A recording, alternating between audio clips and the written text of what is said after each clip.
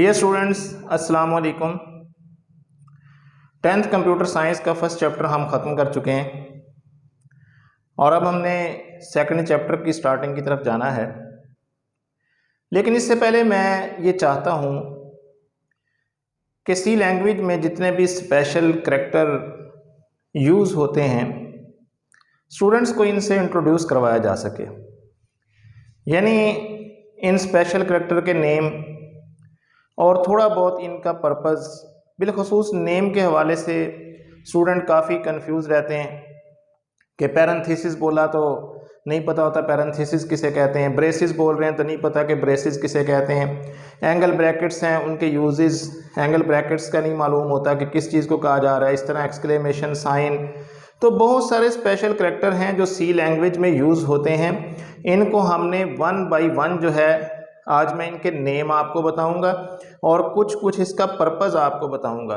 इंतहाई अहम लेक्चर होगा ये आपके लिए, बहुत इम्पोर्टेंट होगा, क्योंकि जब हम लैंग्वेज को पढ़ेंगे तो हम इनके नेम सिर्फ बोलेंगे और उसके बाद सिंबल जो है वो लिखते जाएंगे। इसी तरह से अक्सर स्टूडेंट्स को जो है स्लैश में और बैक स्लैश का फ़र्क नहीं पता होता, दोनों जगह पे एक ही सिंबल जो है वो लगा देते हैं और प्रोग्राम चल रहा होता है तो उनको पता नहीं चलता कि यहाँ पे स्लैश है और बैक स्लैश है तो क्या इसमें डिफरेंस आएगा। तो बहरहाल इन सारी चीज़ों को डिटेल में आज डिस्कस करने वाला हूँ।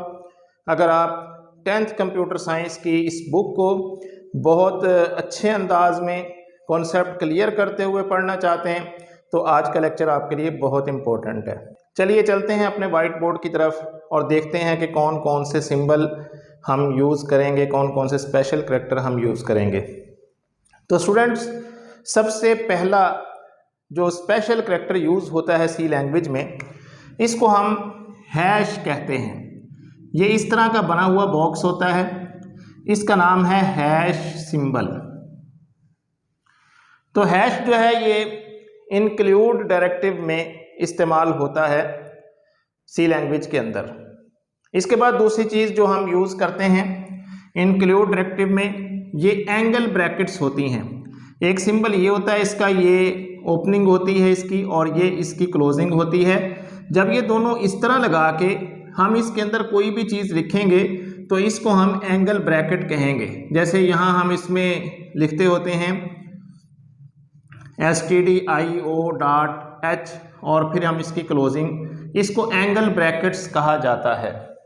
ये जो दोनों सिंबल हैं यानी एंगल ब्रैकेट की ओपनिंग और क्लोजिंग, इनको हम लेस देन और ग्रेटर देन के लिए भी यूज़ करते हैं जब ये मुख्तलिफ वैल्यूज़ के दरमियान यूज़ होते हैं। जैसे अगर हम लिखते हैं 5 और इस तरह से यहाँ पे लिखते हैं हम 9, तो ये हमें बता रहा है कि 5 जो है ये लेस देन है, छोटा है 9 से, यानी जिस तरफ ये इसका सिरा होगा, बंद मुंह होगा, इस तरफ समझ लें कि ये स्मॉल को ज़ाहिर कर रहा होगा और इस तरफ लार्ज को।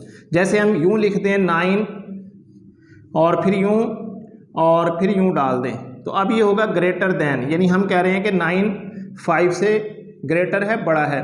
यहाँ हम कह रहे हैं 5 जो है ये स्मॉल है 9 से, यानी 5 जो है ये 9 से छोटा है। तो ये ग्रेटर देन और स्मॉलर देन के लिए भी ये सिंबल जो है ये यूज़ होते हैं।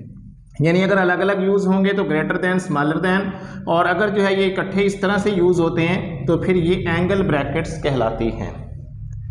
इसके बाद तीसरी चीज़ जो है वो यूज़ होती है पॉइंट, या जिसे हम फुल स्टॉप कह सकते हैं। इसको हम पॉइंट कहते हैं, फुल स्टॉप कहते हैं, तो ये भी सी लैंग्वेज में यूज़ होता है। इसके बाद कॉमा, कॉमे का काफ़ी इस्तेमाल है। कॉमा जो है ये कई जगहों पे सी लैंग्वेज में यूज़ होगा। इसके बाद ये जो एक सिंबल हम ये यूज़ करते हैं, ये फुल स्टॉप होता है यानी पॉइंट होता है और नीचे कॉमा होता है, इसको हम कहते हैं सेमी कॉलन। सेमी कॉलन, तो ये सेमी कॉलन का सिंबल है, ये वाला लाइन नहीं है इसमें शामिल, ये सेमी कॉलन का सिंबल है।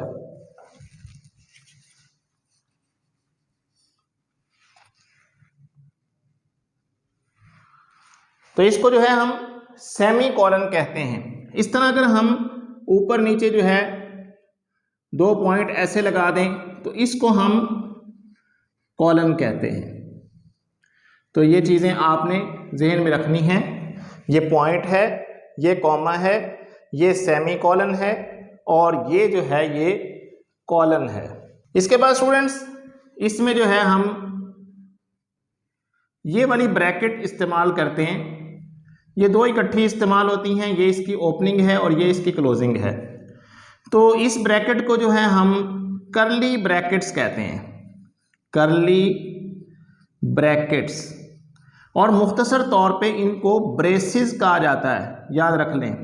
ब्रेसिस के साथ भी बाज़ लोग कर्ली ब्रेसिस भी बोल देते हैं, या कोई अगर सिर्फ ब्रेसिस भी कहेगा तो इट मीन के यही होंगे, ब्रेसिस से मुराद। कर्ली ब्रैकेट्स कह देगा तो तब भी इससे मुराद यही होगा, कर्ली ब्रेसिस कह देगा तो तब भी इससे यही मुराद होगा। इसको जो है हम दरमियानी ब्रैकेट कहते हैं उर्दू में। इसके बाद जो है ये छोटी ब्रैकेट्स, इनको जो है पैरेंथेसिस बोला जाता है।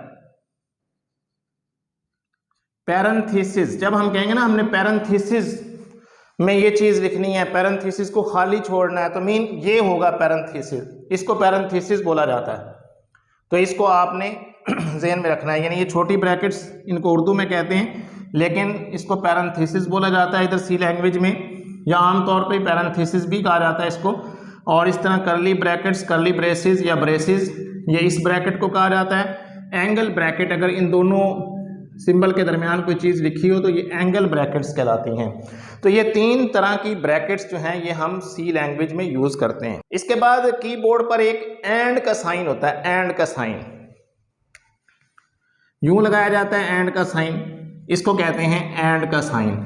और इसको जो है एम्परसैंड साइन बोला जाता है, एम्परसैंड साइन, ये इसको कहा जाता है। इसको एंड साइन भी कहा जाता है, दोनों में से कोई भी आप बोल सकते हैं, एम्परसैंड साइन या एंड साइन, दोनों में से कोई यूज़ किया जा सकता है। या फिर तीसरी टर्म जो इसके लिए यूज़ होती है वो एड्रेस की टर्म, क्योंकि जब ये किसी वेरिएबल के पीछे लगता है तो ये एड्रेस को शो करता है। तो अगर वेरिएबल का कोई नेम हो, जैसे ए एक वेरिएबल है, तो इसको हम पढ़ते हैं address of A, address of A, क्योंकि सी लैंग्वेज में जब किसी वेरिएबल के साथ एम्परसैंड साइन लगेगा तो वो उसके एड्रेस को शो करेगा।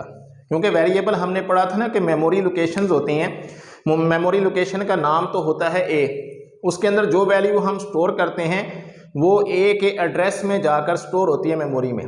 तो मेमोरी में जो उसका एड्रेस होता है उस एड्रेस को हम एम्परसैंड साइन या एंड साइन से ज़ाहिर करते हैं, इसको बोलते हैं address of A, address of A.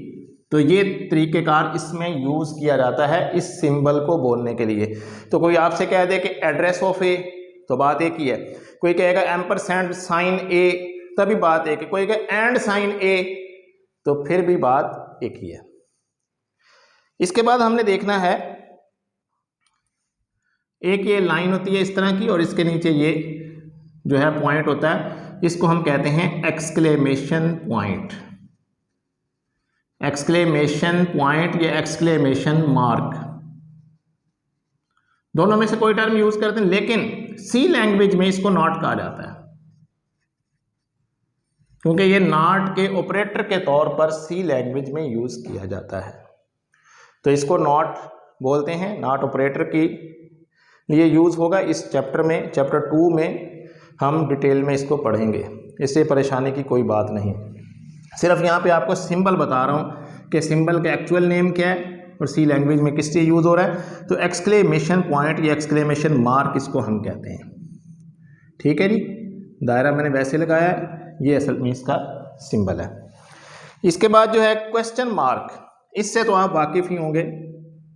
Question mark जो है ये इस तरह लगाया जाता है, इसको क्वेश्चन मार्क कहा जाता है, मार्क ऑफ इंटेरोगेशन भी कह सकते हैं, क्वेश्चन मार्क भी इसको कहा जाता है। इसके बाद जो है कोटेशंस की बात आती है। कोटेशन दो तरह के होते हैं, यूं भी लगाए जा सकते हैं, यूं और यूं भी लगाए जा सकते हैं। तो इनको कहते हैं डबल कोटेशंस या इन्वर्टेड कॉमास, दोनों नाम आप इसके इस्तेमाल कर सकते हैं, डबल कोटेशंस या इन्वर्टेड कॉमास। तो ये इसको कहते हैं, इसके दरमियान में जो भी तहरीर लिखी होगी, और उर्दू में इसको वावीन कहते हैं, वावीन। ठीक है जी। इसके बाद जो है ये सिंगल भी होते हैं इस तरह से, तो ये सिंगल कोटेशन कहलाते हैं, सिंगल कोटेशन। इसके बाद हम बात करेंगे स्लैश और बैक स्लैश की। इसमें स्टूडेंट आपको डिफरेंस जानना बहुत ही ज़रूरी है, बहुत इंपॉर्टेंट है इसका डिफरेंस, क्योंकि अक्सर बच्चे बैक स्लैश और स्लैश का फ़र्क नहीं समझते, दोनों को एक तरह से लगाते हैं। तो पहली बात ये याद रखें, ये जो सीधा लगता है इस तरह से टेढ़ी लाइन होगी, लेकिन लगेगी सीधी, यानी इस तरफ से स्टार्ट होगी और इस तरफ ख़त्म होगी, इसको हम स्लैश कहते हैं, या फिर इसका दूसरा नाम है फॉरवर्ड स्लैश।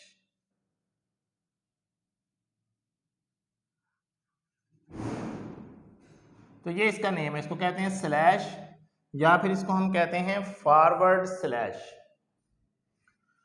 दूसरा जो है वो इस तरह लगता है सिंबल, इसको हम कहते हैं बैक स्लैश। तो फॉरवर्ड की जगह पे बैक नहीं दबा देना या बैक स्लैश नहीं लगा देना, इसी तरह बैक स्लैश की जगह पे फॉरवर्ड स्लैश नहीं लगा देना। याद रखिएगा दोनों का डिफरेंस है, एक की डायरेक्शन इधर है, ये स्लैश है, एक की डायरेक्शन इधर से यहाँ है, ये बैक स्लैश है। तो दोनों का डिफरेंस बड़ी अच्छी तरह से याद कर लें इसको। स्टूडेंट ये जो स्लैश है इसको हम डिवीजन सिंबल के तौर पर भी यूज़ करते हैं, यानी अगर हम यूँ इसको वैल्यूज़ में लिखते हैं तो ये 5/4 होगा, तो ये डिवीजन सिंबल का भी काम करता है। अगर ये वैल्यूज़ के बगैर कहीं ऐसे लगा हुआ है तो ये स्लैश का काम कर रहा होगा, और अगर ये वैल्यूज़ के दरमियान लगा हुआ है तो ये ऑपरेटर है और ये डिवीजन का काम करेगा, यानी तकसीम करता है, यानी इसका मतलब होगा 5/4। इसके बाद एक इंपॉर्टेंट सिंबल आ रहा है जिसको हम कहते हैं परसेंटेज। ये सिंबल होता है, नाम है इसका परसेंटेज। मुख्तसर तौर पे प्रोग्रामर हजरात इसको परसेंट भी बोलते हैं, यानी अगर यूं लिखा हो तो वो कहते हैं, इसको बोलते हैं %d, %i, तो ये इसका मुख्तसर नेम है परसेंट। लेकिन अगर ये वैल्यूज़ के दरमियान लगा हो जैसे 5, तो यहाँ पे तो इसका मीनिंग होगा 5/2, (2). तो ये मॉडुलस जो है ये एक ऑपरेटर है, इसका मीनिंग ये होगा कि 5 को 2 पर डिवाइड करें और जो हमारे पास ये वैल्यू वापस बचे वो इसका आंसर होगा। ये इंशाल्लाह मॉडुलस में मैं आपको तफसील से बताऊंगा, लेकिन यहाँ सिर्फ मैंने आपको ये बताया कि अगर ये दो वैल्यूज़ के दरमियान लगा हो तो इसको हम मॉडुलस कहते हैं, अगर वैसे ये कहीं पे लगाया जाएगा तो इसको हम परसेंट सिंबल कहते हैं। इसी तरह से एक सिंबल यूज होता है जिसको हम स्टार कहते हैं। सी लैंग्वेज में ये मल्टीप्लाइकेशन के लिए यूज होता है, यानी अगर हम लिखेंगे 2*2 तो मीन होगा 2 × 2, यानी 2 को 2 से ज़रब दी जाए, मल्टीप्लाई किया जाए, तो ये मल्टीप्लाई का सिंबल है सी लैंग्वेज के अंदर। इसके बाद 2-3 सिंबल हैं जो लॉजिकल सिंबल हैं, उनके नेम आपको सिर्फ बता रहा हूँ। लॉजिकल के उसमें हम पढ़ेंगे, जैसे हमने एम्परसैंड का सिंबल पढ़ा था, तो एम्परसैंड का जो डबल सिंबल है ये एंड सिंबल के तौर पे, यानी एंड गेट के तौर पे भी यूज़ होता है। ये जो है ये एम्परसैंड को अगर हम डबल लगाएंगे तो ये एंड का सिंबल कहलाता है और दो कंडीशंस के दरमियान एंड ऑपरेशन करवाता है। इसको भी हम इस चैप्टर के अंदर आगे चलकर तफसील से पढ़ेंगे। इसके बाद जो है दो ये पैरेलल लाइन का एक सिंबल होता है, इसको पैरेलल लाइन बोलते हैं। ये आर ऑपरेशन के लिए यूज़ होता है सी लैंग्वेज में, इसको आर कहा जाता है। और नॉट का मैं पहले ही आपको बता चुका हूँ कि एक्सक्लेमेशन मार्क जो है ये नॉट गेट के तौर पर, नॉट ऑपरेटर के तौर पर जो है ये यूज़ होता है। और इसके अलावा एक रह गया है एडिशन का सिंबल, जिसको प्लस का सिंबल कहते हैं। ये तो आम है मैथमेटिक्स में, इसका आपको पता होगा। तो स्टूडेंट यहाँ तक मुझे बहुत उम्मीद है कि इस वीडियो से आपको काफ़ी सारी चीज़ें समझ में आई होंगी। इस वीडियो को 2-3 दफ़ा सुनिए, इन तमाम सिंबल्स को जहन में बिठाइए, इनके नाम जो हैं वो आप अपने जहन में बिठाएं, ताकि जब कोई चीज़ बोली जाए तो ऐसा ना हो कि आप उससे लाइल्म हो, आपको पता ही ना हो कि ये क्या कह रहा है। तो इस वजह से मेरा ये लेक्चर देने का मकसद भी यही था। मुझे उम्मीद है ये लेक्चर आपके लिए फ़ायदेमंद होगा। अगर आपको मेरी वीडियो से कुछ भी हासिल हो रहा है तो मैं आपसे ये रिक्वेस्ट करूँगा कि हमारे चैनल को सब्सक्राइब करें, वीडियो को लाइक करें, ज़्यादा से ज़्यादा स्टूडेंट्स के दरमियान इसको शेयर करें। अल्लाह ताला आपको जज़ाए खैर दे। आमीन। वस्सलाम।